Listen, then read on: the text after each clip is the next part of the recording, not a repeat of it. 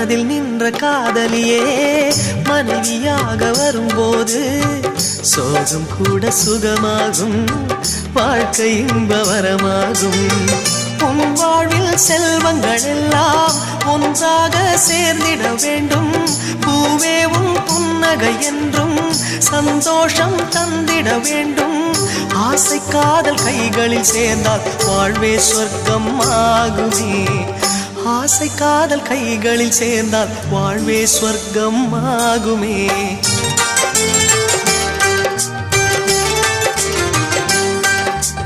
ஆனந்தம் ஆனந்தம் பாடும் மனமாசையின் ஊஞ்சலில் ஆடும்.